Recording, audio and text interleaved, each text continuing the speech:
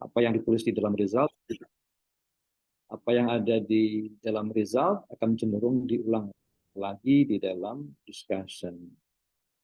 Padahal prinsipnya itu nggak boleh mengulang. Jadi kalau dalam kuantitatif itu mudah sekali untuk tidak mengulang antara apa yang ditulis dalam result dan apa yang ditulis di dalam discussion. Karena beda. Jadi kalau di dalam result itu adalah paparan-paparan data saja, data mentahnya, ya, data mentahnya. Nah, baru kemudian data itu tidak boleh dibiarkan saja seperti itu. Jadi harus diberikan komentar, diberikan narasi supaya bisa lebih hidup. Nah, prinsipnya seperti itu ya untuk apa namanya dua hal ini ya, result and discussion. Jadi di dalam result itu ya temuan-temuan utama ya, key outcomes dari penelitian kita. Kemudian tadi ya statistik yang merepresentasikan fakta di lapangan. Dan kemudian kadang diperlukan juga apa namanya ada tabel, ada bagan, ya. Nah, seperti itu yang itu lebih merupakan menjelaskan merupakan temuan-temuan lapangannya. Nah, itu kemudian bagaimana dengan discussion? Nah, di dalam diskusi namanya juga diskusi ya. Diskusi ini menjabarkan apa yang ada di dalam result. Nah, ini biasanya dimulai dengan eh, menjawab problem yang di-mention di dalam introduction ya.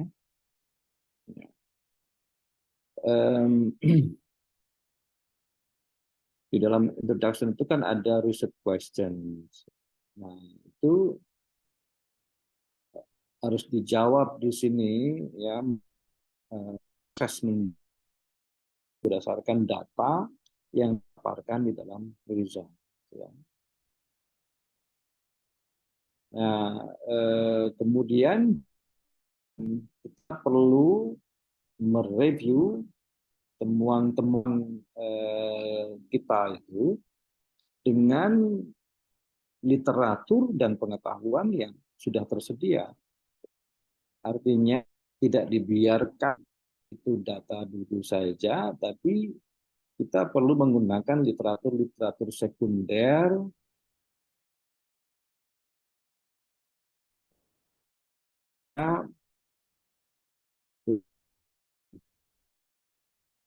bagaimana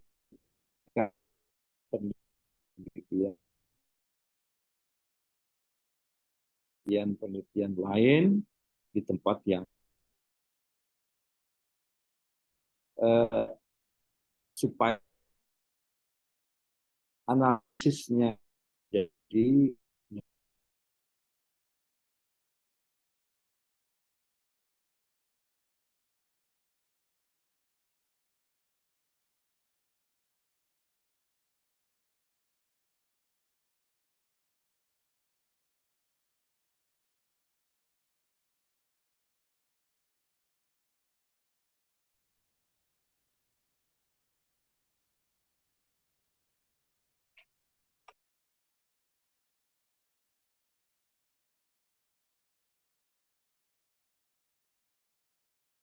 Halo.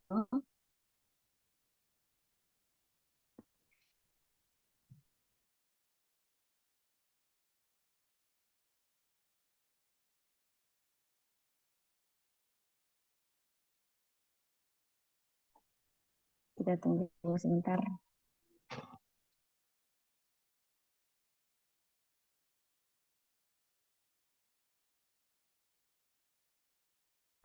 Baik, Bapak belum di unmute, Pak. Mohon maaf. Maaf tadi saya terlempar keluar atau? Iya, terlempar, Pak. Oh iya, maaf, maaf. Saya kurang stabil, saya ada di kampus. Maaf, saya tadi sampai di mana? Oh, anu ya, penggunaan literatur sebelumnya ya. Ya, Pak. Ya, penggunaan literatur sebelumnya. Nah, itu memperkaya data yang ada itu. Ya. Sekaligus ya, karena kita kan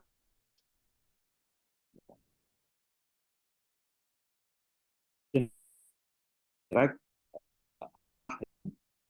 arah yang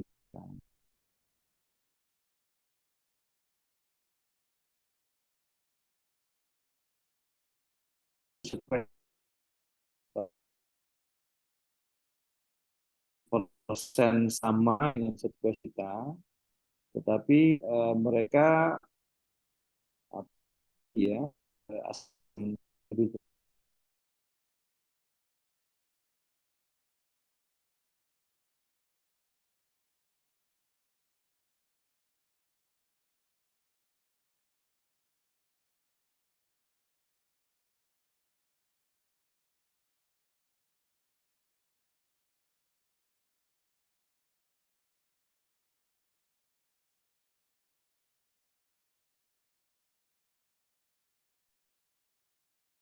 maaf ya, saya terpental lagi ini. Sebenarnya sinyalnya full, saya kira.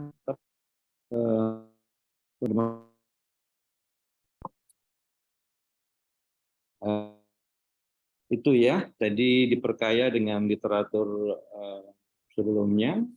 Kemudian kita menganalisis hasil itu secara kritis. Ya. Secara kritis itu artinya ya kita mesti kritis terhadap data kita. Ya.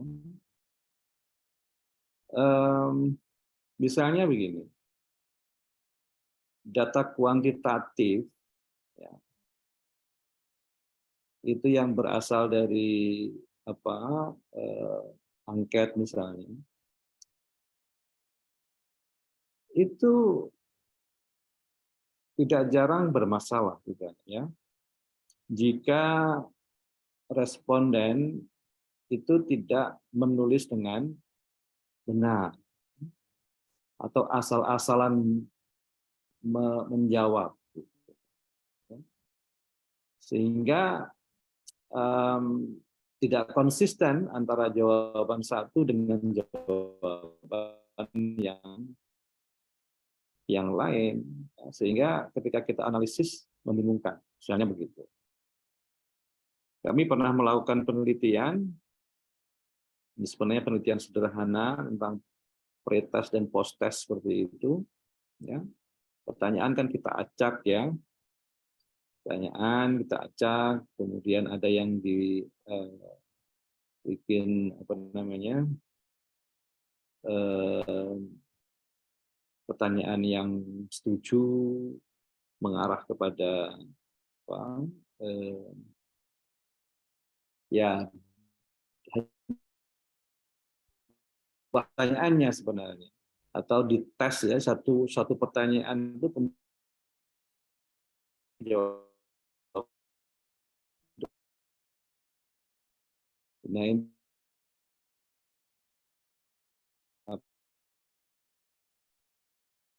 Putus-putus, Pak.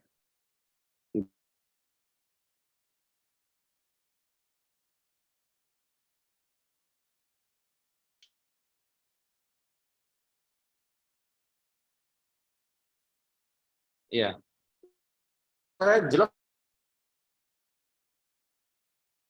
atau kurang Putus-putus.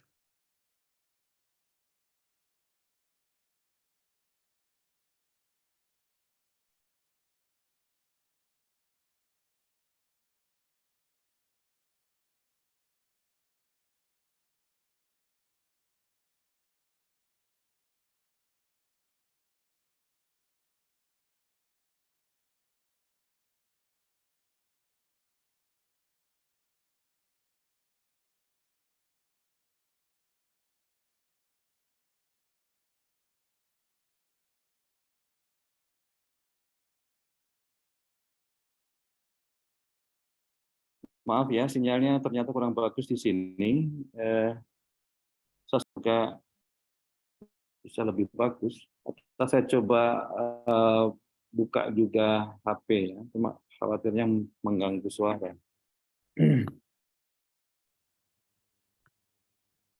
Baik, Pak. Oke. Oh, enggak. Ya,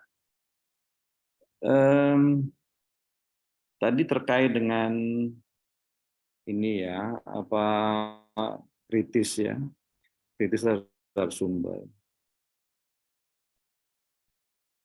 Nah, oke, saya agak tergoda tadi itu pada penelitian yang bersifat kuantitatif, yang sebenarnya ya itu bukan wilayah saya, bukan bidang saya ya.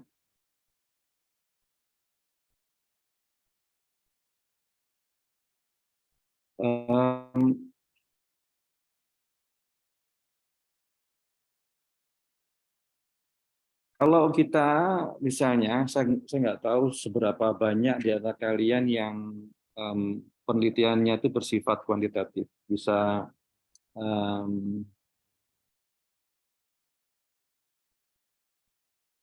bisa angkat tangan atau apa? Oh nggak bisa juga ya. Ini banyak yang baru aja. Mungkin raise hand ya. Di sini ada nggak raise hand? Ada, Bapak. Coba yang kuantitatif siapa aja? Baik, barangkali di antara teman-teman ada yang penelitiannya kuantitatif, boleh angkat tangan.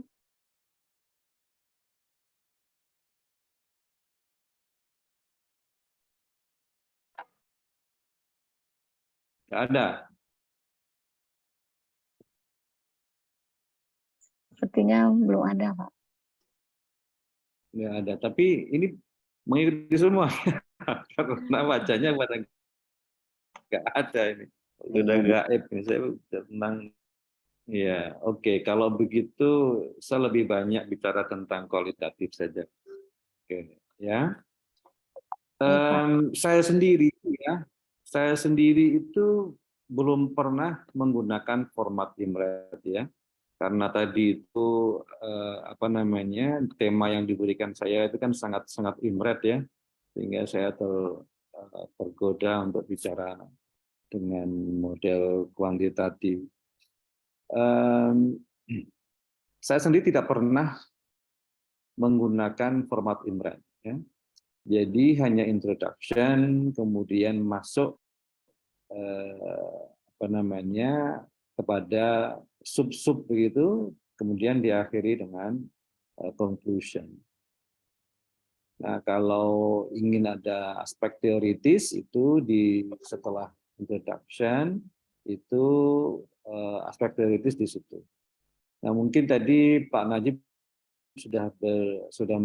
saya sudah menjelaskan bahwa seperti research question, kemudian method itu dalam artikel ya, dalam artikel kuantitatif itu hanya disebut saja ya, hanya sebut paling 2 kalimat, 3 kalimat ya, metode itu cukup ya, penelitian yang kualitatif. Misalnya hanya mengatakan ini berdasarkan penelitian lapangan yang saya lakukan di Aceh misalnya, antara tanggal sekian bulan sekian sampai tanggal sekian bulan sekian misalnya gitu.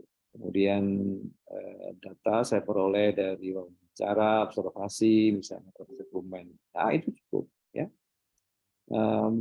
Paling kemudian ditambah misalnya ini menggunakan penelitian etnografis misalnya. Nah, seperti itu. Atau kalau itu penelitian perpustakaan, ya sebut saja bahwa ini penelitian ini kualitatif, ya, datanya diambil dari dokumen atau perpustakaan. Misalnya yang Ya, kalau perpustakaan biasanya itu ya menyebutnya sih sebenarnya penelitian dokumen ya. Karena kalau library research itu biasanya meskipun banyak dipakai itu, kalau kalian search the library research dalam bahasa Inggris gitu, nah itu penelitian perpustakaan betul ya, ahli perpustakaan. Nah, jadi istilah bakunya sebenarnya ya penelitian dokumen, dan dokumen itu semua apa namanya yang bersifat data tertulis ya, nah, itu bisa disebut sebagai dokumen. Nah, sekarang juga ada data tertulis tetapi bersifat online ya, itu apa namanya kita bisa menyebut juga data data online gitu ya. Nah begitu.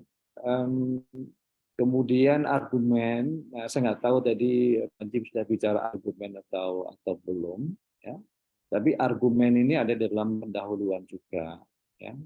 Itu. Kemudian juga brief penjelasan singkat tentang karya-karya sebelumnya itu juga masuk di dalam pendahuluan. Ya. Tapi bukan direview seperti apa namanya tesis, ya. Hanya disebut saja yang melakukan penelitian tentang ini, si A, si B, si C, ini lebih meneliti tentang begini, kemudian si Z, si X, dan seterusnya menjadi tentang ini, kemudian ya itu, baru kita masuk pada penelitian kita. Nah, itu. Cuma meskipun begitu, ya itu tidak mudah prosesnya, karena kita harus baca, gitu, harus memastikan bahwa apa yang kita sebut hanya di dalam misalnya 2 kalimat, 3 kalimat, ya penelitian sebelumnya itu benar ya, apa yang kita ucapkan itu bukan sekedar guessing, kita perlu baca gitu. Nah itu baru kemudian setelah introduction itu kalau penelitiannya itu kita ingin menekankan kontribusi teoritis, ya, kita mulai dengan diskusi teoritis di situ. Ya. Kalau tidak, ya, itu bisa langsung kepada apa sub-sub yang mengantarkan ke arah persoalan itu. Jadi struktur artikel itu kan seperti piramida terbalik ya. Bagian yang paling general, info-info general itu paling atas. Ya, introduction itu info-infonya general.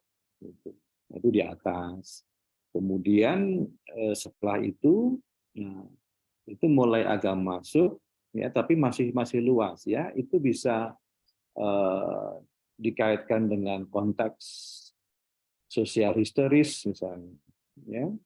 Misalnya kalau mau bicara tentang pembaruan Islam pasca Orde Baru misalnya, nah, di bagian awal itu tentu kita bisa bicara tentang konteks sosial politik pasca Orde Baru, ya bagaimana muncul reformasi yang kemudian memunculkan kelompok-kelompok, muncul demokratisasi ya yang itu memungkinkan kelompok-kelompok yang dulu tertindas, terpinggirkan itu kemudian mengartikulasikan diri ya, dan sebagainya. Ya, kemudian termasuk kelompok yang liberal pun begitu.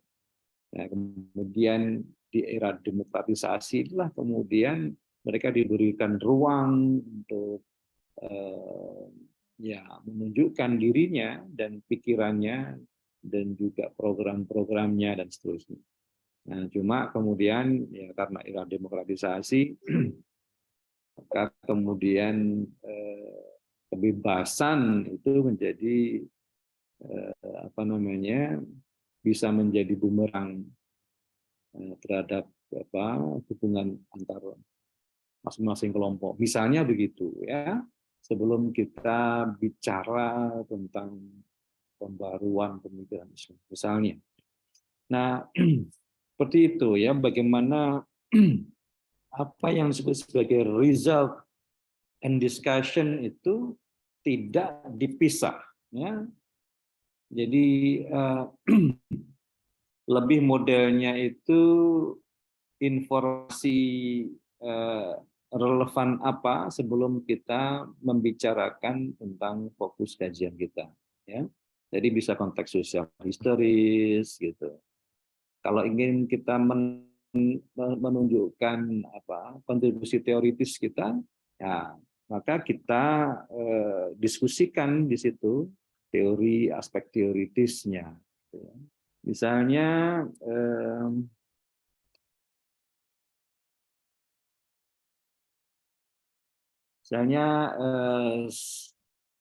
saya dengan Prof. Arskal, dengan Prof. Eka menulis artikel ya tentang judulnya Dormant Citizenship. Nah, itu kalau mungkin saya coba tayangkan ya untuk sekedar contoh, semoga saya punya.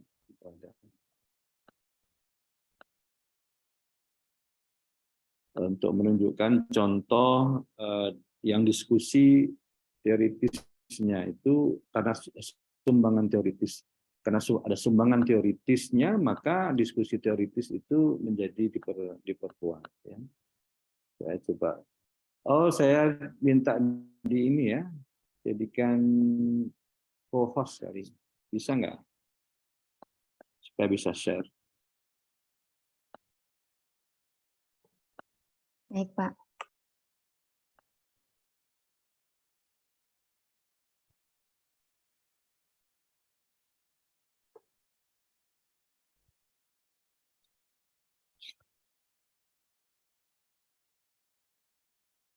Ya, ini misalnya contoh Islam and Dormant Citizenship, Soft Religious Ethno-Nationalism and Minorities in Aceh. Ya, ini terbit tahun 2020.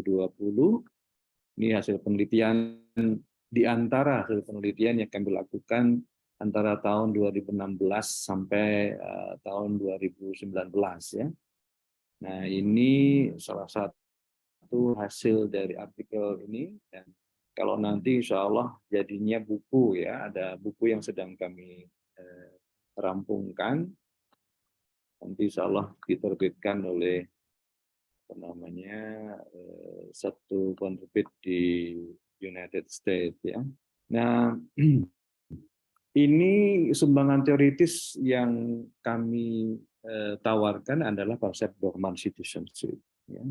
Nah, di samping juga konsep tentang religious ethno-nationalism, soft religious ethno-nationalism, nah itu juga merupakan kontribusi teoritis kami. Nah, ini kalau seperti itu, kami memberikan, nah di sini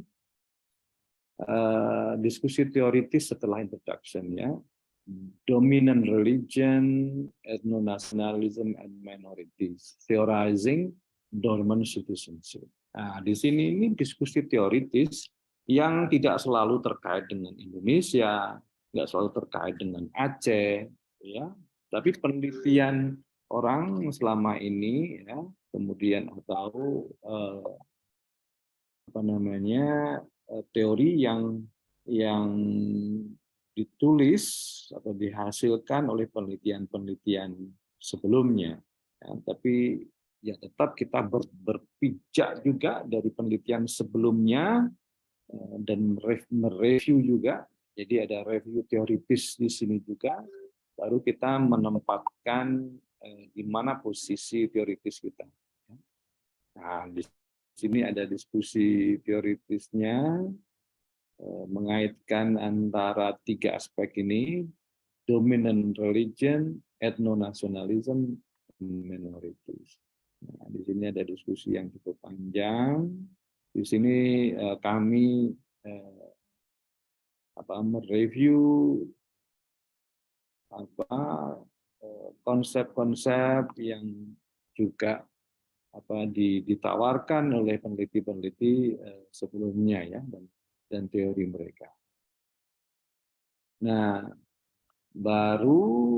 di sini kita menawarkan apa yang kita maksud dengan dormant citizenship itu. Ya. Nah, di sini dormant citizenship itu adalah kewarganegaraan mempunyai dua makna ya. Makna yang pertama itu sebenarnya makna yang sudah lazim ya di dalam kajian tentang citizenship.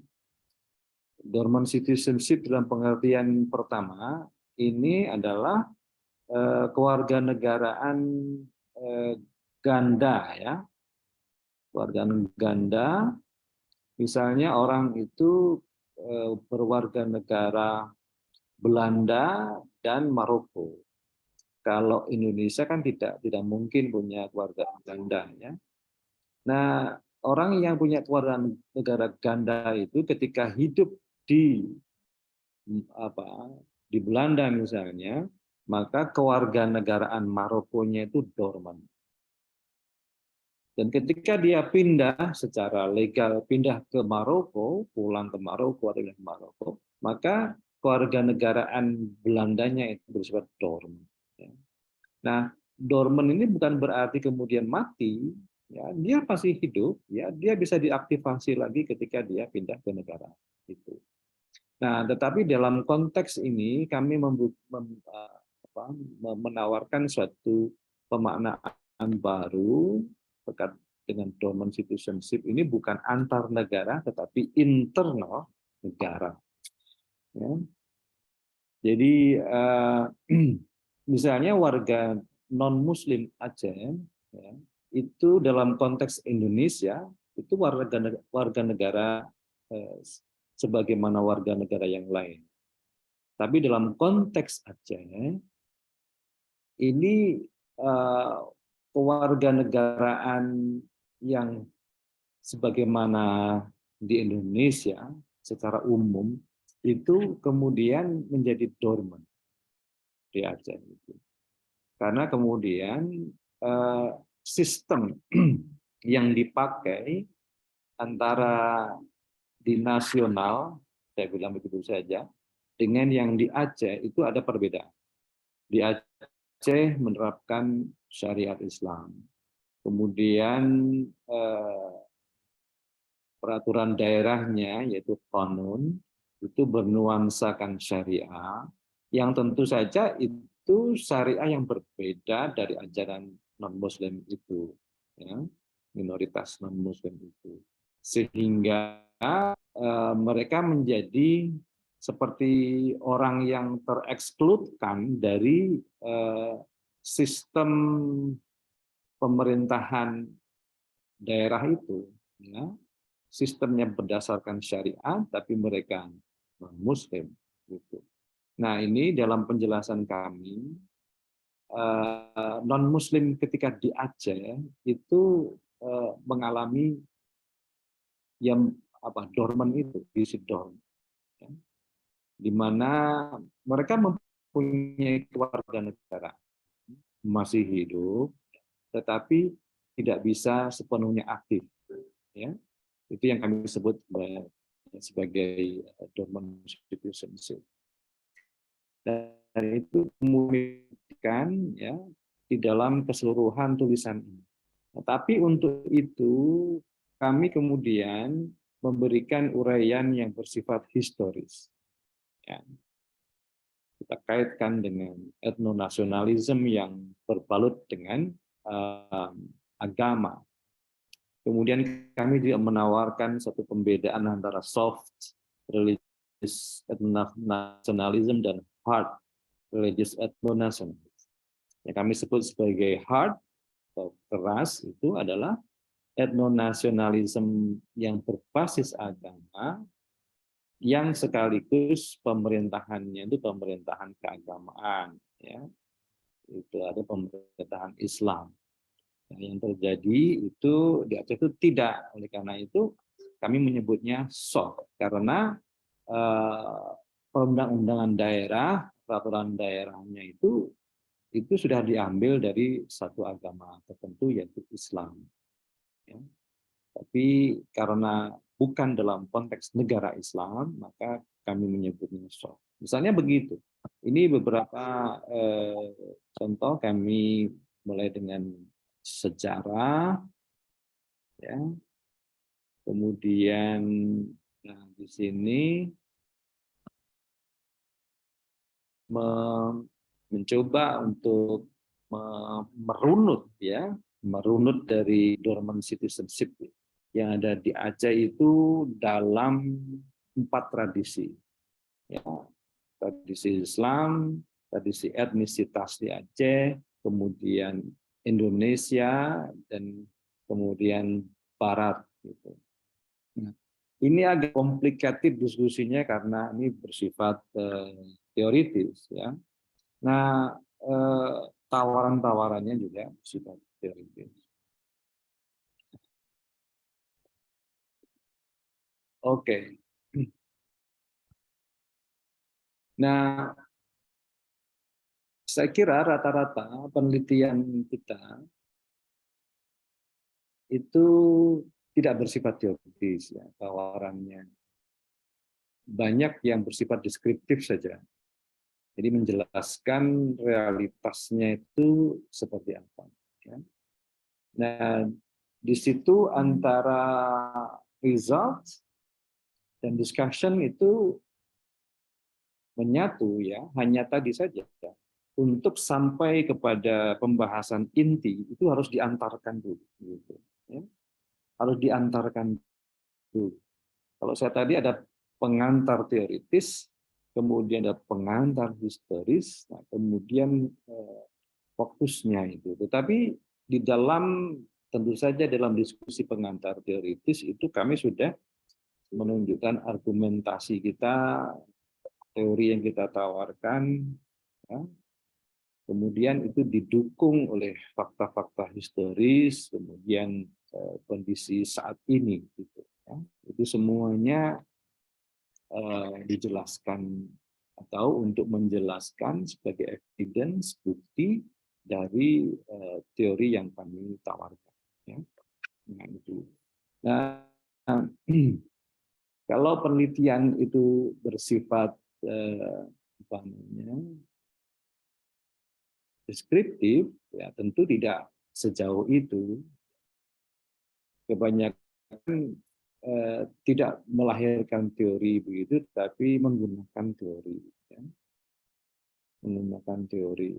Nah, teori ini tentu saja tergantung pada temanya dan sebagainya. Mau menggunakan teori siapa itu terserah. Ya.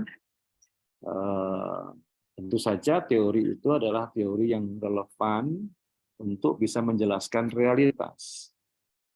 Nggak bisa dipaksakan, misalnya karena senang dengan teori tertentu, kemudian apapun dianalisis dengan teori itu. Nah, itu ya tidak bisa seperti itu. Ya. Nah, teori ini penting di dalam discussion. Jadi temuan ini atau data ini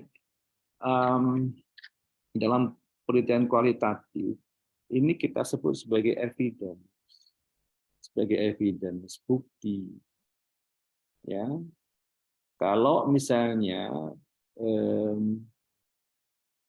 kita menganalisis sesuatu atau kita mengklaim sesuatu, itu harus ada buktinya. Buktinya apa? Ya data lapangan itu atau data teks kalau penelitian teks, ya. Penelitian teks misalnya terkait dengan pendapat apa Imam Syafi'i tentang ijma, tentu kita harus mengutip pendapatnya Imam Syafi'i lain dari kitabnya, misalnya begitu. Ya. Kalau kita misalnya, ya, dalam penelitian, saya ada penelitian juga tentang LGBT di Aceh. Ya. Nah, itu ketika misalnya saya membuat klaim bahwa judulnya itu adalah forbidden visibility, ya.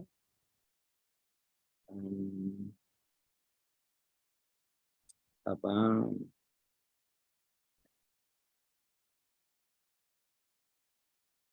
ya,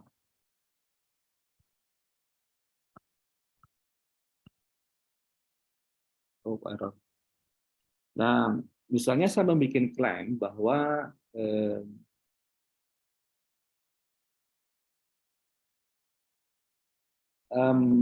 pertanyaan saya sebenarnya adalah mengapa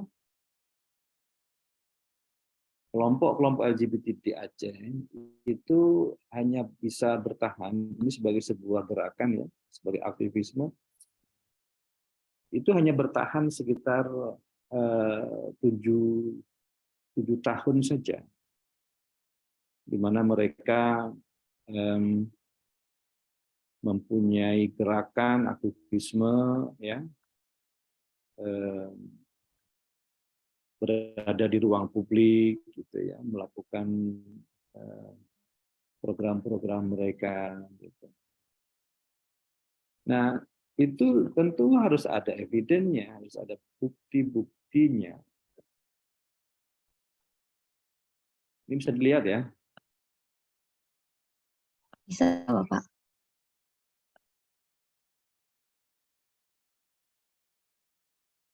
Ya, misalnya ini judul artikel saya, Forbidden Visibility, Queer Activism, Syariah Space and Politics of Sexuality in Aceh. Ya. Di sini saya memperkenalkan suatu konsep teoritis Syariah Space dan Syariah Sphere dan Space.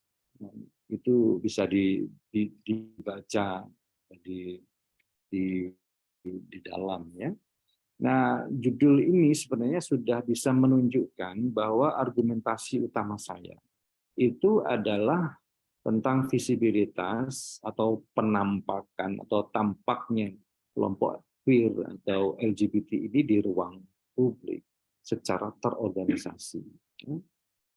Jadi, mengapa usia aktivisme mereka dalam bentuk kelembagaan itu tidak lama, ya, bahkan kurang dari 1 dekade sudah membubarkan diri secara umum, tentu secara formal tentu saja, itu karena masalah visibility ini.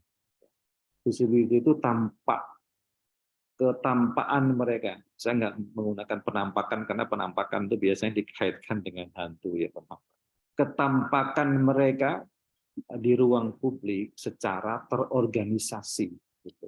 Jadi visibility-nya itu bukan hanya sekedar tampak di ruang publik, tetapi organized visibility. Itu yang forbidden. Nah, ini yang satu sisi kelompok LGBT di Aceh ingin mengekspresikan diri mereka juga. Jadi mereka harus visible juga. Nah, awal-awalnya mereka bisa fleksibel, ya, tahun 2007-2008, ya, 2008 mereka membuat satu LSM, ya, yang khusus menangani, sebenarnya secara formal bukan LGBT, tetapi tentang HIV/AIDS dan sebagainya, itu kesehatan reproduksi dan sebagainya. Tetapi aktivisnya sebagian besar, yaitu ada yang gay, ada yang lesbi, itu intinya LGBT, ada yang menamai LGBTI, LGBTIQ dan seterusnya. Nah, di sini saya menggunakan queer. Queer itu di sini saya definisikan mencakup semua, queer activism. Nah, di sini saya ada satu data, ya. Jadi mengapa saya lebih melihat jadi saya melihat aktivismenya, ya, bukan orang per orang, tapi sebagai organized activism. Karena saya tidak mempunyai cukup data untuk menggambarkan orang per orang dari LGBT itu. Ya. Jadi saya hanya bisa menggambarkan kegiatan aktivisme mereka, baik di kalangan mereka maupun keluar dari kalangan mereka.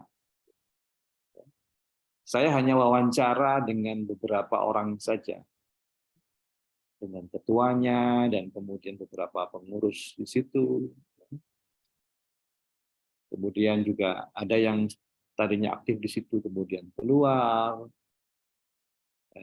Seperti itu, di samping mewawancarai orang-orang yang lain. Nah, waktu itu saya tertahan ya, tidak bisa melanjutkan menulis karena nggak punya data. Nah, ini penting. Mengapa tulisan berbasis data atau result tadi itu? Karena satu kelompok itu nggak berhasil saya wawancarai representasinya.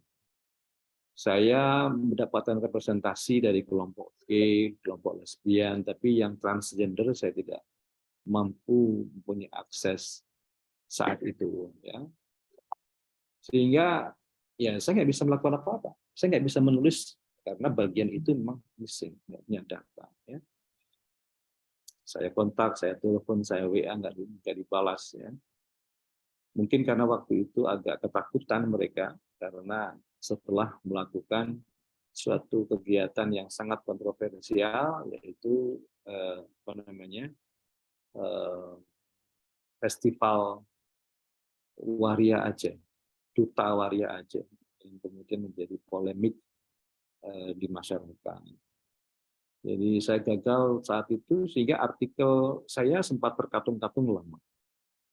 Baru kemudian saya mempunyai akses tapi tidak langsung ya, tetapi melalui kawan yang dekat dengan mereka yang kemudian ya melalui itu dan tentu mereka tahu bahwa ini untuk kepentingan penelitian dan sebagainya.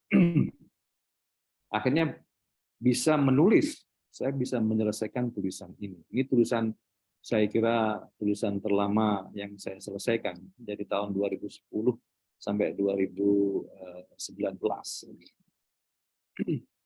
Tapi tentu saja itu saya update terus ya. Ketika saya ke Aceh saya mencoba untuk update begitu.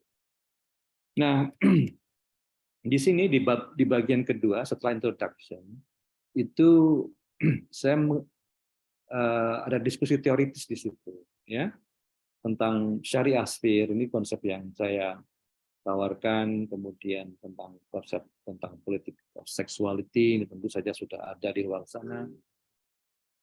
Queer juga sudah ada di luar sana, counterpublic ada di luar sana gitu ya. Tapi kemudian ini saya padukan dengan konsep syariah sphere yang saya perkenalkan di sini. Nah, begitu. Nah, setelah diskusi teoritis itu kemudian ada historis di sini ya. Saya kemudian melacak bagaimana LGBT di Aceh secara historis. Begitu. Nah, ini data-data diambil dari data-data sejarah yang kolonial ya. Kemudian juga sebagian dari wawancara. Nah, kemudian beginning of organized visibility itu. Setelah sejarah tadi baru masuk kepada kapan mulainya organized visibility itu. Gitu ya.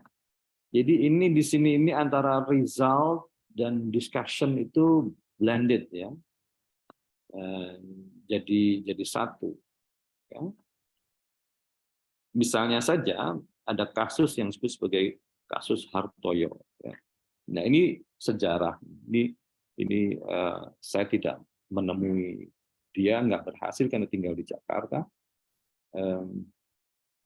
Nah tetapi ini kemudian dikenal adanya kasus ini. Artinya ini di sana ada datanya. Harus saya paparkan di sini.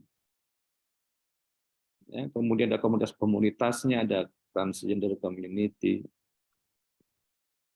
ada komunitas PSB juga, gitu ya. Nah, kemudian confident visibility, the abortive climax, ya. Nah, kemudian ada visibilitas ketampakan yang confident, yang percaya diri. Nah, ini yang kemudian saya sebut justru sebagai klimaks abortif. Ya. Setelah ini kemudian mereka turun sampai kemudian munculnya konun jinayah yang saya anggap sebagai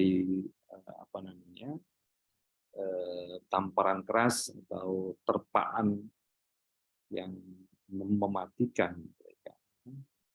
Di sini the end of queer visibility saya kasih tanda tanya ya, karena apa itu end itu memang pertanyaan.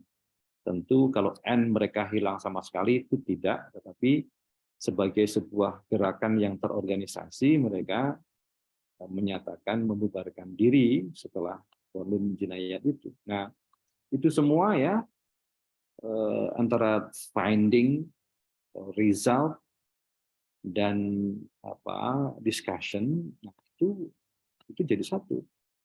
Dalam penelitian kualitatif itu aneh kalau kemudian, dan itu sulit ya untuk memisahkan tanpa kemudian nanti melakukan pengulangan. Ya, pasti akan ada pengulangan, dan ya orang baca aneh saja, di situ hanya result saja, kemudian di sini diskusinya. Kecuali kalau dalam penelitian kualitatif itu ya. Nah, kalau dalam konteks yang misalnya karena formatnya itu IMRED ya, maka setelah introduction itu ya, nah bagian teoritis ini biasanya kemudian ya ini kan belum masuk result ya. Ya, ini biasanya masuk di dalam introduction. Ya. Kemudian baru setelah itu method, setelah teori itu method, kemudian nah di sini ini result and discussion. Result and discussion ini bisa ada sub-subnya juga. Satu queer in aja, brief history. Nah, kalau saya hilangkan itu result and discussion. Dan untuk konteks ini tidak perlu ya di format harus ada kata-kata eksplisit result discussion, itu tidak perlu. Langsung saja di sini ada hasil dan juga diskusinya secara langsung, gitu ya. Nah, seperti itu. Nah, di sini kan kita padukan itu antara data lapangan atau result tadi dengan penelitian-penelitian sebelumnya. Penelitian-penelitian sebelumnya. Misalnya ya, karena di Aceh itu ada kelompok LGBT, ya, saya menggunakan penelitian-penelitian sebelumnya tentang LGBT di Aceh yang sebenarnya nggak banyak. Ya. Untuk LGBT di masa lalu itu ada sedikit dibahas oleh Snok Horkronya. Ya. Kemudian juga ada sedikit juga ditulis oleh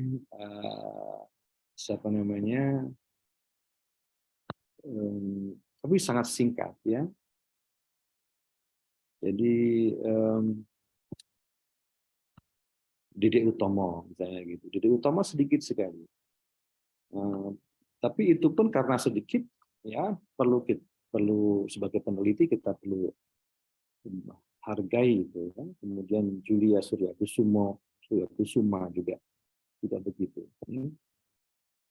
Nah, ini dipadukan antara temuan lapangan dengan penelitian-penelitian sebelumnya. Ini kalau nggak kita kaitkan dengan kajian-kajian yang lain itu kering ya.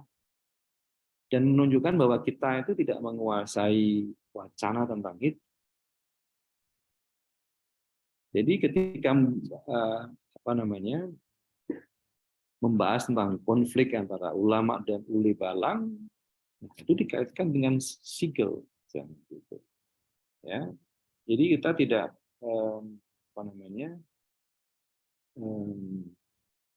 menulis seakan-akan nggak ada penulis sebelumnya, seakan-akan kita menemukan semuanya. Padahal kita tidak, tentu saja tidak semuanya itu kita temukan di lapangan, ya. Nah, seperti itu. Kita dialogkan dengan penelitian-penelitian sebelumnya agar temuan kita itu lebih bernuansa dan imajinasi pembaca itu akan lebih kaya. Oh, ini terkait dengan diskusinya si A. Oh, ini terkait dengan diskusinya si B. Jadi imajinasi pembaca itu menjadi lebih hidup, ya. Apalagi jika para ahli yang sudah membaca karya-karya sebelumnya itu langsung bisa memposisikan tulisan kita. Oh, ini berada di posisi ini. Nah, kalau kita ini sering kali penelitian itu kadang hanya menyajikan data saja. Data mentah itu.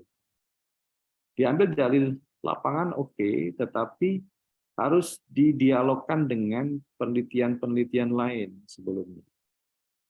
Ya, sering saya dapati gitu, mungkin di bagian depan oke, didialogkan dengan penelitian lain, tetapi begitu intinya itu hanya paparan data aja, tanpa ada analisis, tanpa ada dikaitkan dengan penelitian sebelumnya, ya. Nah, itu artinya apa? Itu sebenarnya paparannya result semua. Saya pernah membimbing satu disertasi tentang pemikiran Cak Nur, ya. Nah, itu datanya dari bukunya Cak Nur semua. Hampir satu chapter itu dari bukunya Cak Nur semua. Jadi ini Cak Nur lagi, Ibid, Cak Nur lagi, begitu. Saya bilang, kamu ini masih memaparkan data aja, ya. Ini belum didialogkan dengan penelitian-penelitian sebelumnya. Dan juga analisisnya juga belum muncul. Nah, di situ itu pentingnya. Tentu saja ini ya masalah otoritatif atau tidak otoritatifnya sebuah tulisan yang kita rujuk. Jadi kita tidak sembarangan merujuk kepada tulisan artikel jurnal misalnya. Karena tidak semua atau buku, tidak semua itu otoritatif. Ya. Kita lihat ya, apakah berdasarkan penelitian yang genuine atau tidak. Ya. Atau sekedar kutip sana, kutip sini, jadikan buku, jadikan artikel gitu. Ya. Nah, itu harus kita lihat. Kalau itu penelitian itu genuine, ya. Nah, itu akan kelihatan ya bagaimana dia dalam tanda petik menemukan persoalan. Bagaimana kemudian pengetahuan dia tentang fokus kajian atau subjek kajian dan sebagainya. Jadi akan ketahuan. Nah, di situ arti penting dari penelitian-penelitian sebelumnya, ya, di dalam ikut menjelaskan penelitian kita.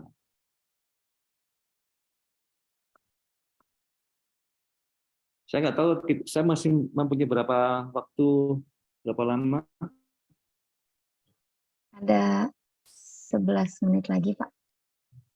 Apa disambung tanya jawab? Atau Setelah bagaimana? itu apa? 11.30. Iya. Iya.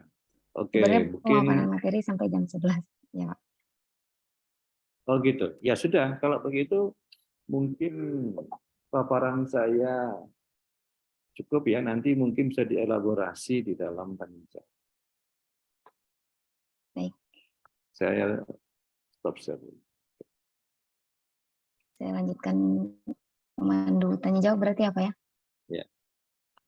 Baik, barangkali dari peserta, teman-teman akan ingin bertanya kepada Pak Ikhwan. Silakan angkat tangan, sebutkan nama dan pertanyaannya.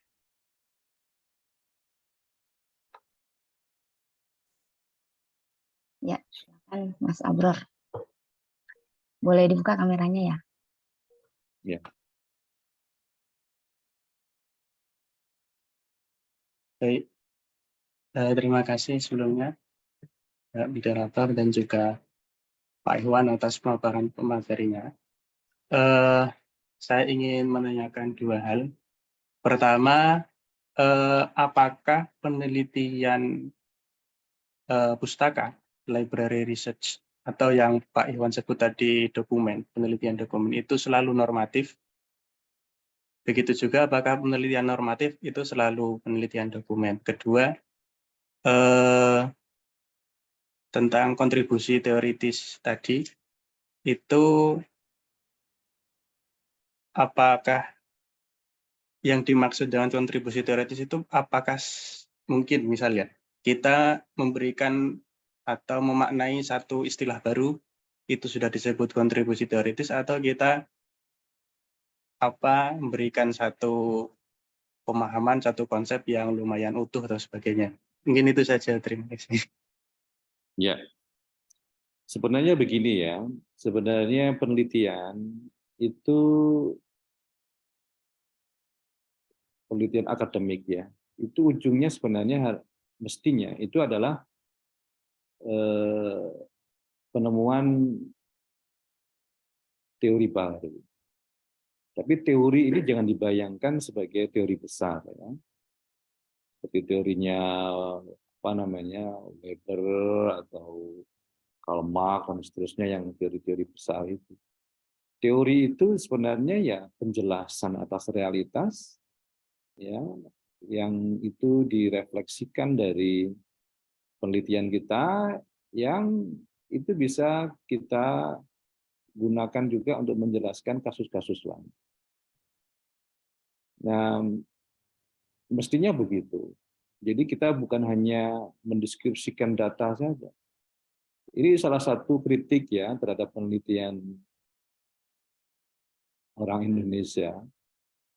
Itu lack of theoretization ya. Jadi apa namanya lemah di dalam aspek teoritisasi.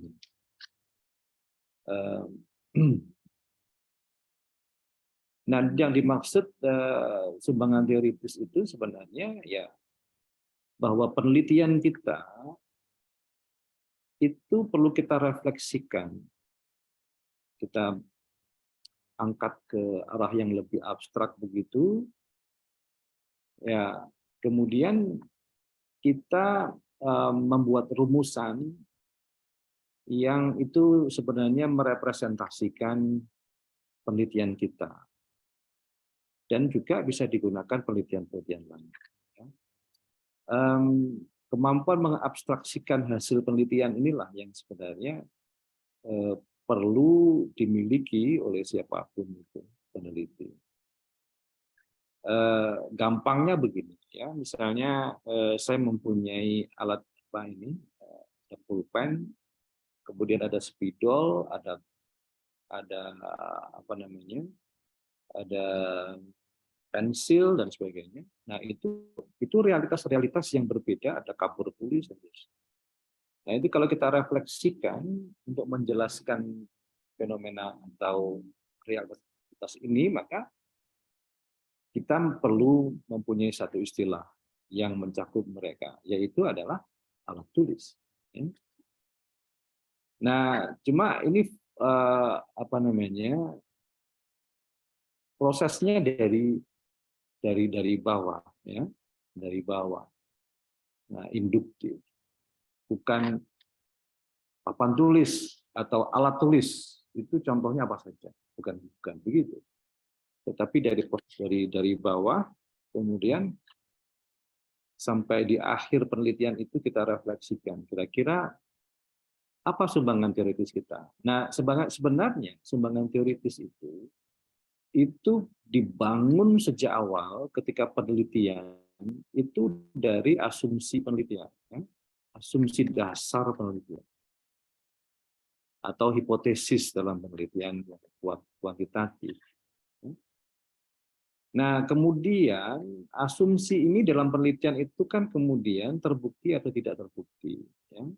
Asumsinya kalau dalam penelitian kualitatif, itu jika asumsinya itu di tengah jalan tidak terbukti, itu tinggal mengubah saja. Ya, asumsi dasar itu tinggal diubah saja, disesuaikan dengan perkembangan penelitian. Tapi kalau kualitatif, ya, mengubah hipotesis itu seperti memulai dari penelitian dari awal lagi, ya. Gitu. Karena hipotesis ini nanti akan diturunkan dalam pertanyaan angket dan sebagainya. Nah, kemudian, asumsi dasar ini nanti ini kemudian ketika menuliskannya menjadi disertasi, tesis, artikel itu diubah formulasinya itu menjadi argumen. Argumen ini dulunya adalah asumsi itu, tapi begitu terbukti ini kita gunakan menjadi argumen. Ya. Begitu argumen dasar.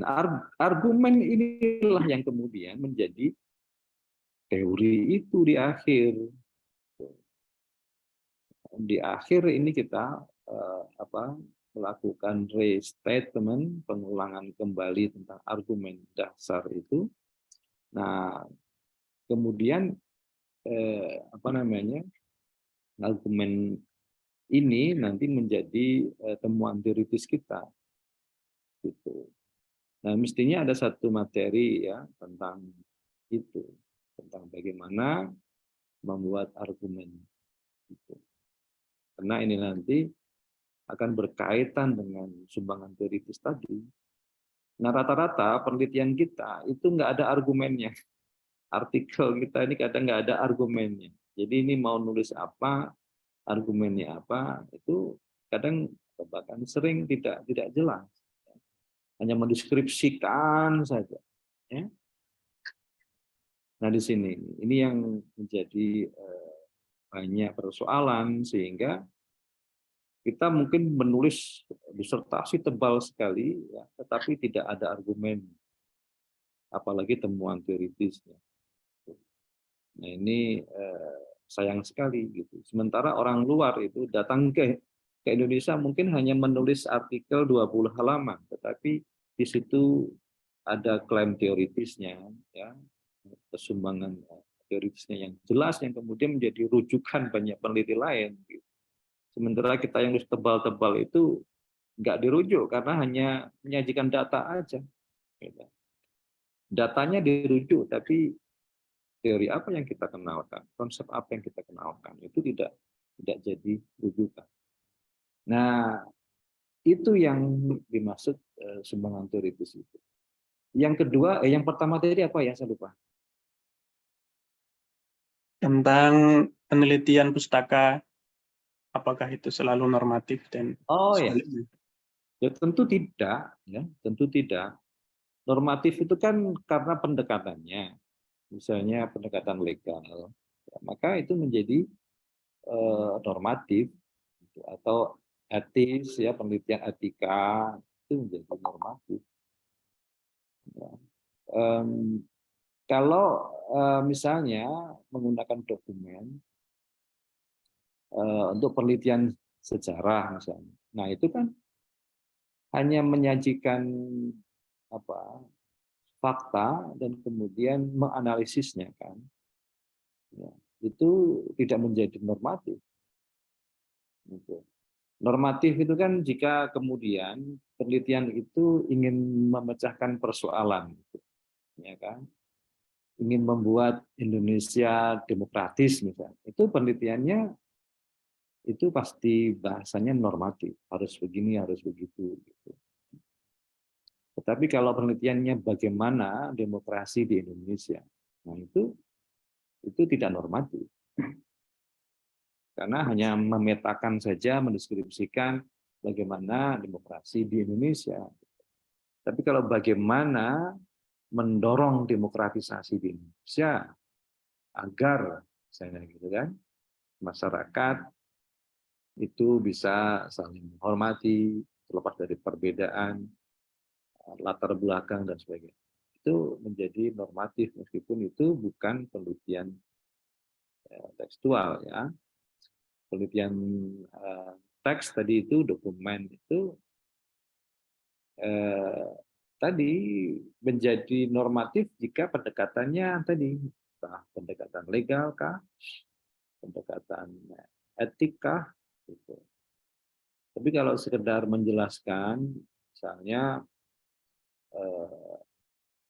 Masjid Syuhada itu berdasarkan penelitian dokumen, nah itu misalnya ya mendapatkan bantuan dari masyarakat Aceh ya, yang cukup besar, sehingga model kubahnya dan sebagainya itu menjadi mirip dengan Masjid Baitur Rahman, misalnya begitu, meskipun warnanya beda. Nah itu kan tidak normatif meskipun data-datanya itu dari dokumen. Gitu. Baik, yang lain? Ya, silakan Mas Yoga Purnama bisa dinyalakan dan disampaikan pertanyaan. Izin bertanya, Pak. Ya. Yang terkait dengan pengumpulan data dari Pak. Kan tadi Bapak salah satu mencontohkan dengan penelitian Bapak yang sangat luar biasa dengan bisa mencari data dari masyarakat komunitas queer di Aceh itu. Saya ingin meminta tips bagaimana bisa meyakinkan calon responden itu biar mau menjadi responden kita dan mau memberikan data yang sebenarnya gitu. Kadang kan hanya data permukaan bukan data yang sebenarnya. Terus yang kedua Pak terkait tadi ketika mengaitkan dengan penelitian lain itu kita mengaitkan dengan penelitian atau tulisan yang berkualitas atau yang paling dekat dengan tulisan yang sedang penelitian yang kita lakukan. Kan kalau dari tulisan Bapak tadi kan kebanyakan itu yang berkualitas, maksudnya yang kualitas tulisannya bagus. Nah, ketika kita mungkin dalam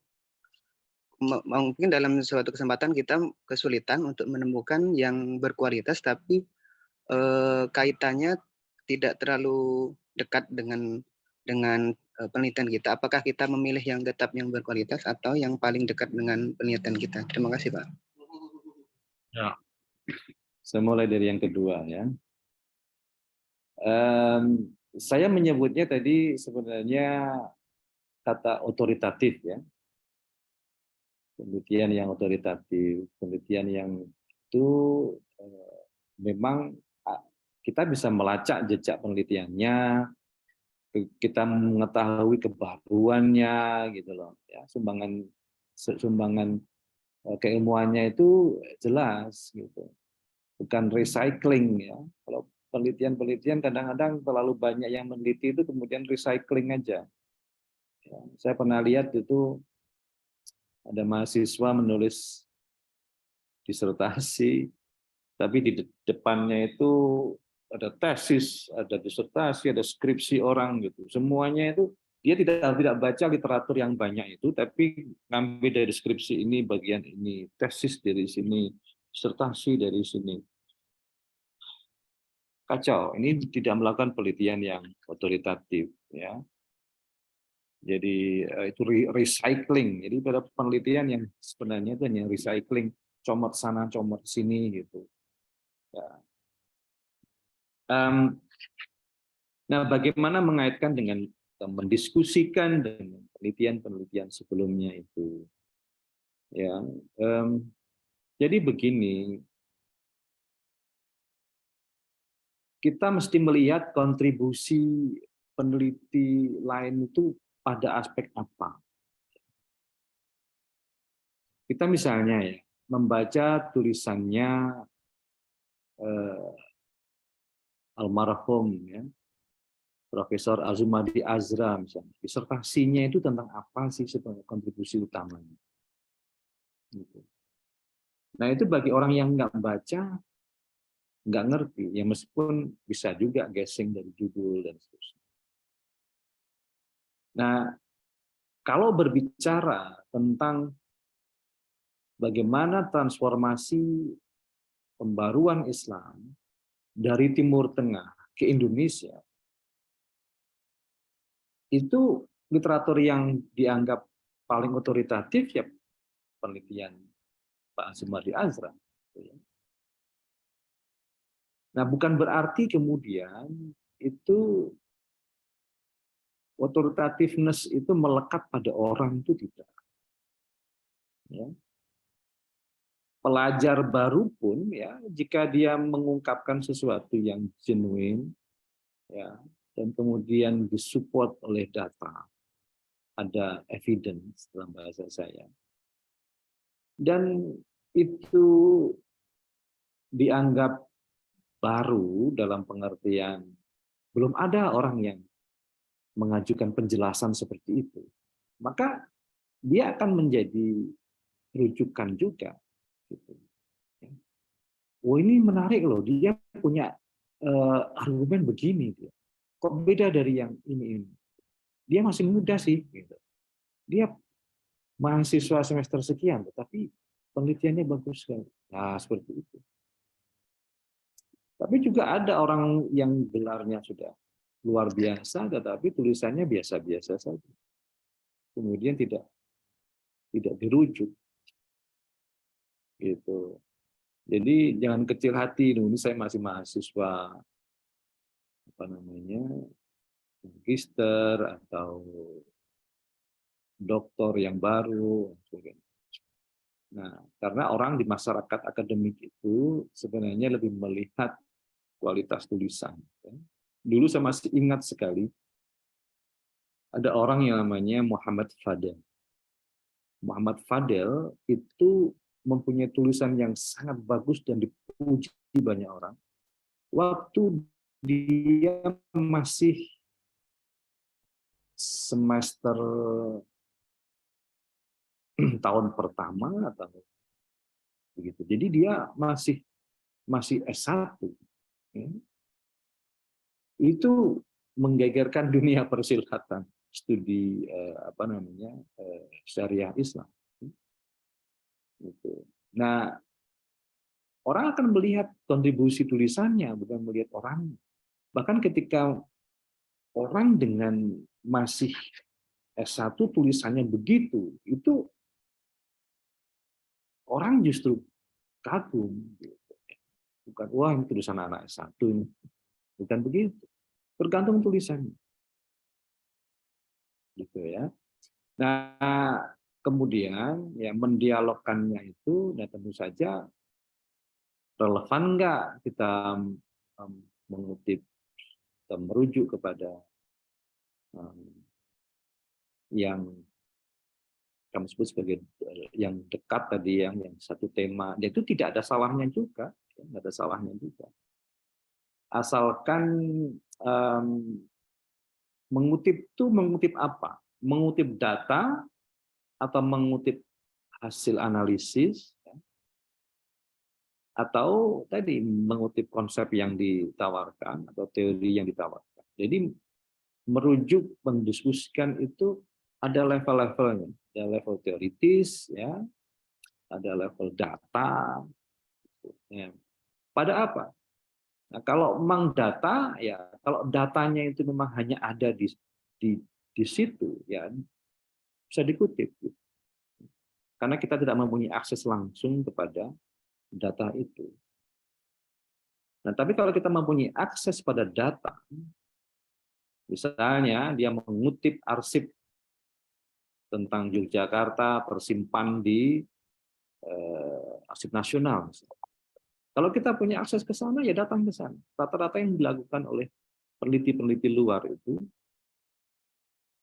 mereka ya datang ke lokasi-lokasi di mana kalau penelitian dokumen itu disimpan. Misalnya akhir-akhir ini ada seorang peneliti namanya Majid Daneskar. Ini peneliti tentang Quran, ya, literatur Quran, terjemah, tafsir, dan Melayu Indonesia, tapi dia sebenarnya asalnya dari Iran sehingga menguasai bahasa Persia juga. Itu dia ada di suatu perpustakaan di Amerika yang menyimpan manuskrip-manuskrip yang dulu itu dikumpulkan oleh seorang ilmuwan, ya. Dan kemudian dia cek kembali itu manuskrip-manuskrip itu disesuaikan dengan katalog yang sudah ada, dan dia ternyata melihat ada kesalahan di dalam cataloging itu.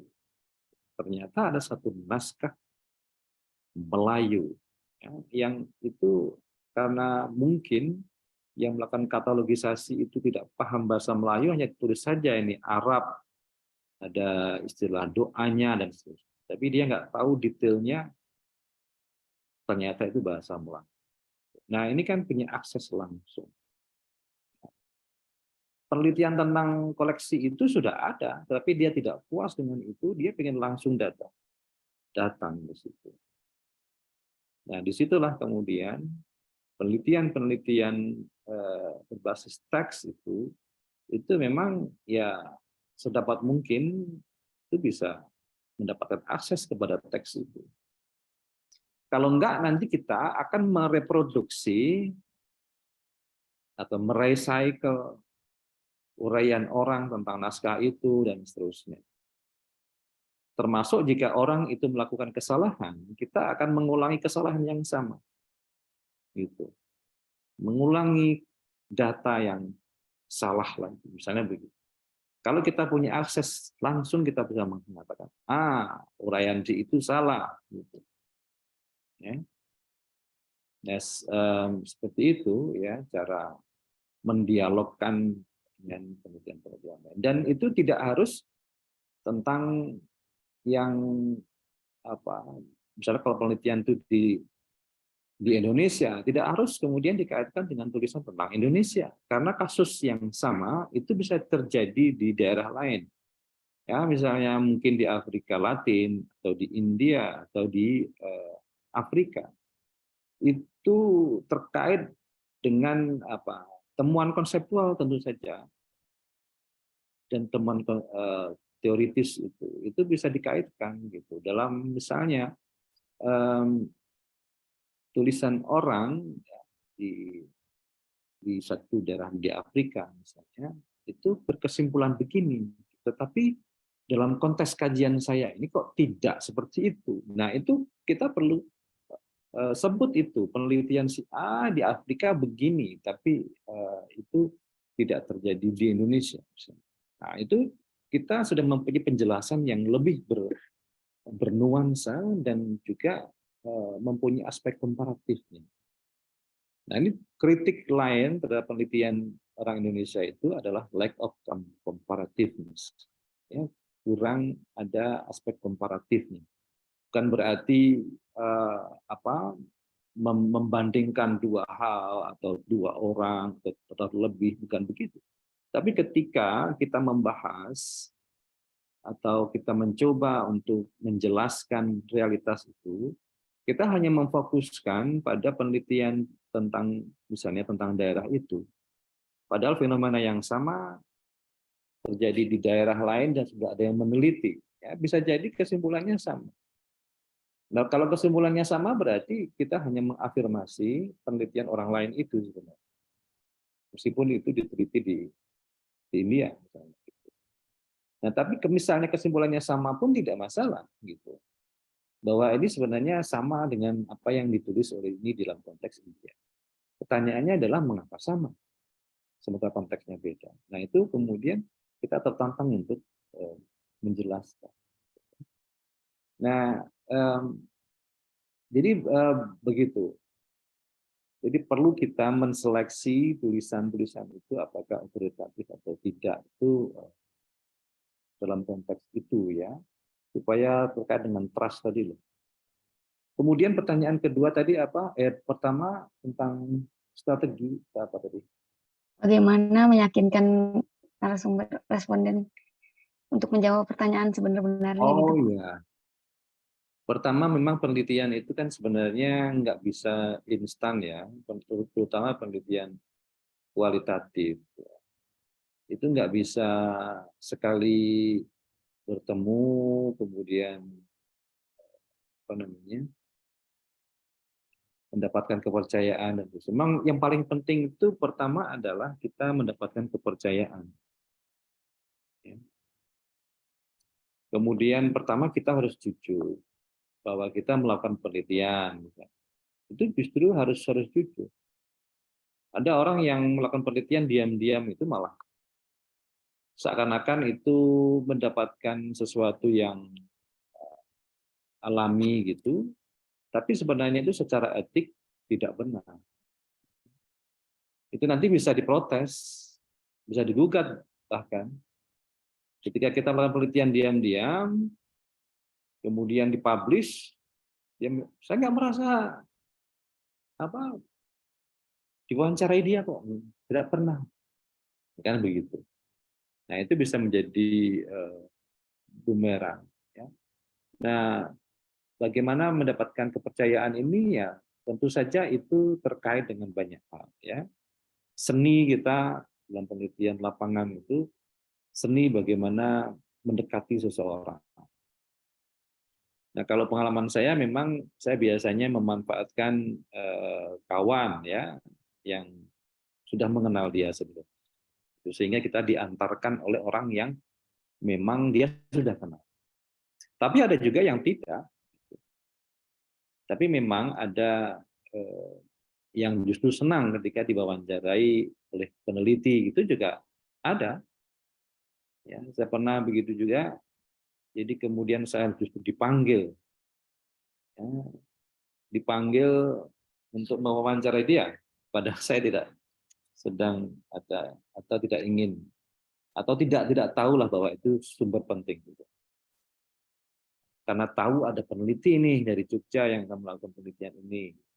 Wah, dia merasa dia harus memberikan informasi ini untuk saya supaya data berimbang.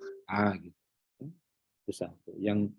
Yang kedua ya tentu saja etik ya, aspek etika kita itu ketika mendekati. Kalau dia ulama, bagaimana caranya? Bagaimana kalau orang biasa, bagaimana caranya? Itu aspek etika, etiket ya, sopan santun dan seterusnya. Kemudian harus tahu juga pantangan-pantangan di daerah itu misalnya ya. Nah, itu harus hal-hal seperti itu penting juga ya. Meskipun misalnya kita tidak memberikan honor ya atau tidak memberikan hadiah atau apa gitu. Kalau ada tentu lebih baik gitu. Dan kemudian yang penting juga itu kita mesti ada yang namanya triangulasi. Ini penting. Triangulasi itu apa? Triangulasi itu adalah mekanisme kalau di dalam bahasa lain itu check and balance. Ya. Jadi kita memastikan bahwa informasi yang kita dapat itu benar.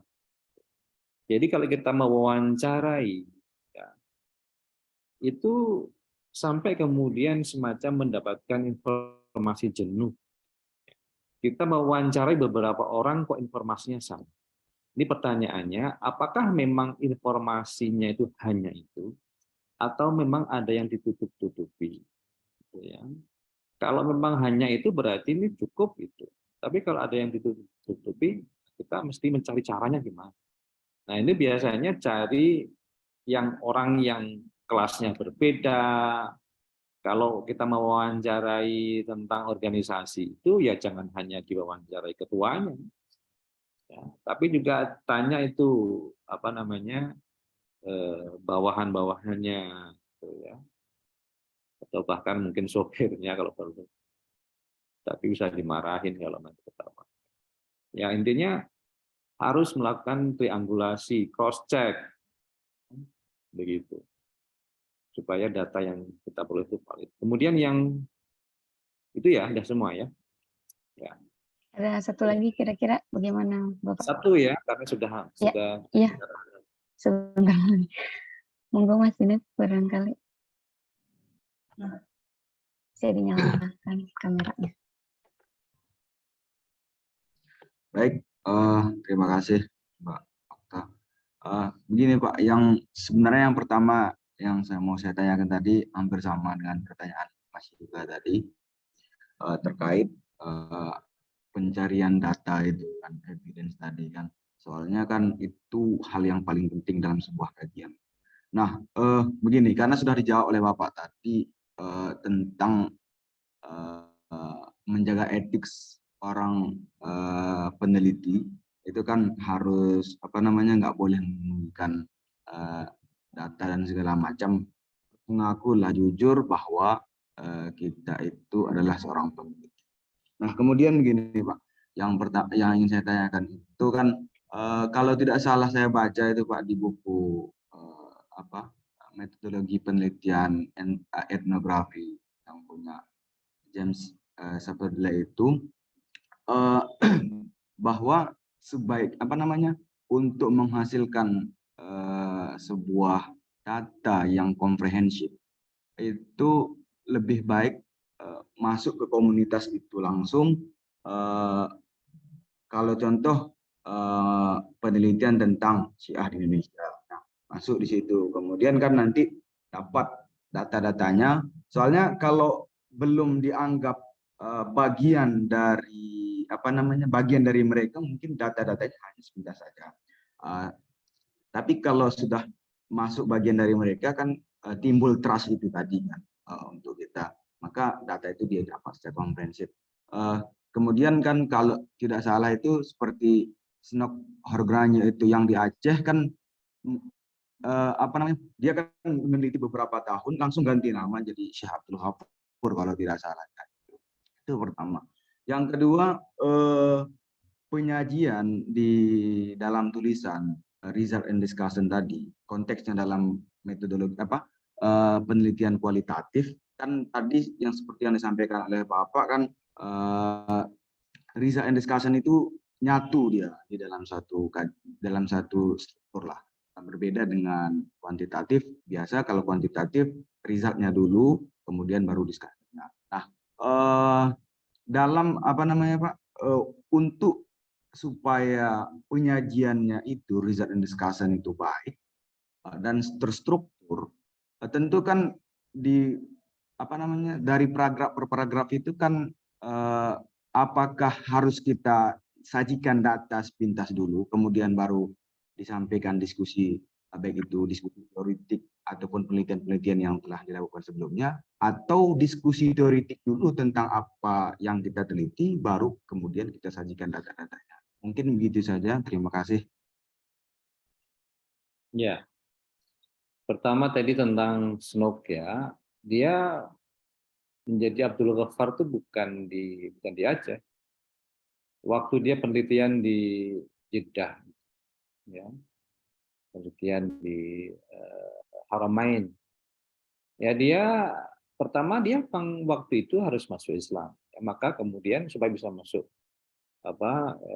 Haramain, karena kalau nggak masuk Islam dia tidak bisa melakukan penelitian masuk sampai Haramain, ya, dia maka masuk Islam kemudian menggunakan atau mengganti nama menjadi Abdul Ghaffar, ya. Itu kalau di Aceh dia tuh menjadi snow, ya, tetap menjadi snow. Kemudian apa tadi intinya tadi? Coba diulang lagi deh yang bagian terakhir tadi, Junaidi. Tentang ini Pak, apa namanya? Di penelitian kualitatif tadi kan yang disampaikan Bapak itu kan result and discussion-nya itu dalam satu dalam satu skema lah, berbeda dengan kuantitatif. Nah, dalam satu skema pun kan tentu ada penyajian terlebih dahulu antara data dengan itu sebenarnya bagaimana yang baiknya Pak? Ya. Jadi pertama begini ya. Pertama masing-masing tulisan itu kan punya logikanya.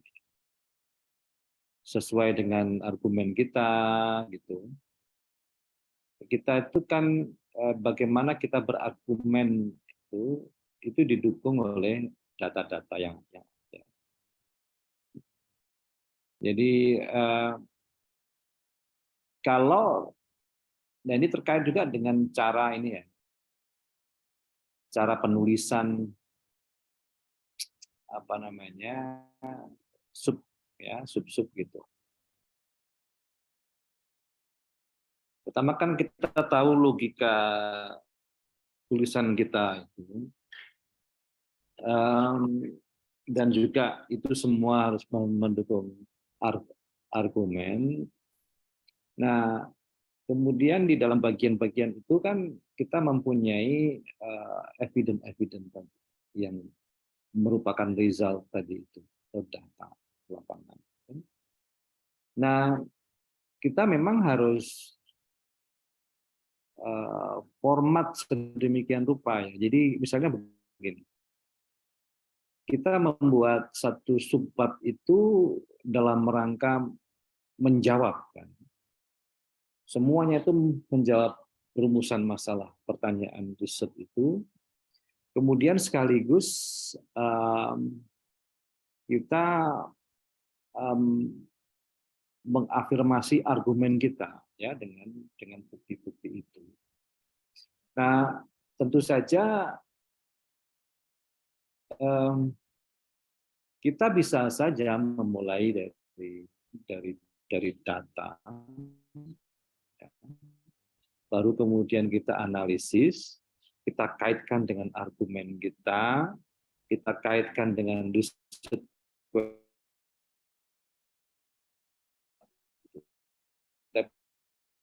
data yang kita ini yang jadi kita penelitian saya wawancara 2 jam.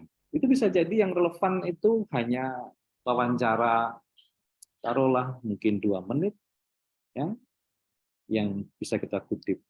Jadi jangan kemudian sayang ya saya penelitian 2 jam kok kemudian yang dikutip hanya 1 sampai 5 kalimat saja misalnya. Jadi memang begitu cara penelitian itu ya.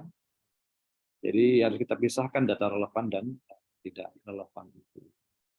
Nah, jadi bisa juga dimulai dari karena tadi kita sudah punya argumen kan, kemudian misalnya kita menggunakan satu teori, misalnya teorinya Bourdieu ya tentang capital misalnya, kita bisa saja mengurai dulu tentang capital itu, baru kemudian merujuk kepada realitas yang ada di situ.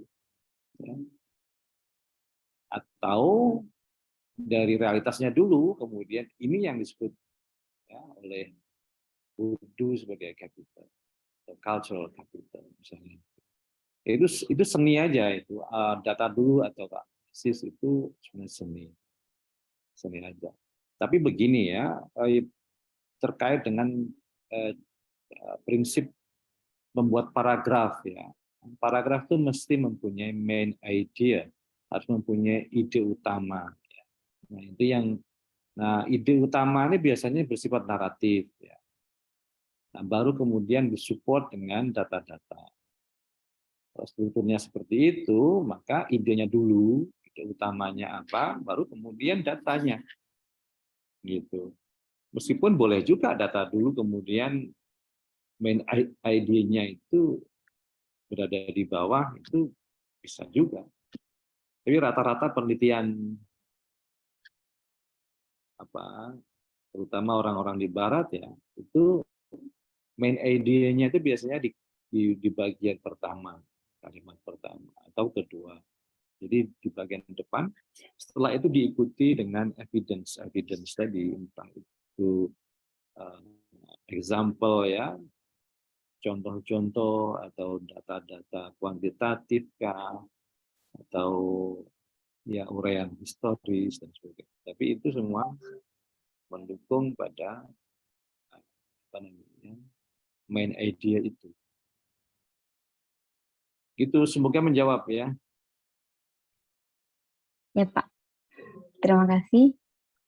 Baik, kira-kira waktunya sudah habis ini. Ya, Jadi saya tutup, saya ucapkan terima kasih kepada Pak Muhammad Ikhwan atas pemaparan materi dan jawaban-jawaban. Terima kasih juga kepada teman-teman peserta yang sudah aktif dalam diskusinya. Sampai bertemu di Tadarus Jurnal selanjutnya. Saya tutup. Saya memohon maaf sebagai moderator karena banyak saya mohon maaf kesalahan ya dan jika ada kekurangan, mungkin tidak puas dan ada kesalahan dari saya. biar ada tindak lanjut selanjutnya ya Pak.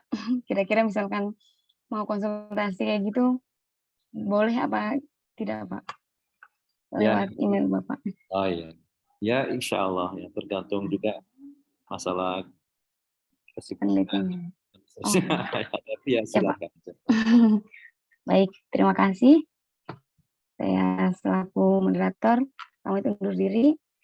Sampai jumpa di Tadarus Jurnal selanjutnya. Assalamualaikum warahmatullahi wabarakatuh.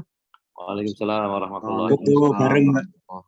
Siap. Foto bareng, Bisa foto bareng. dibuka kameranya, teman-teman peserta. Ini masih banyak yang tertutup di wajahnya.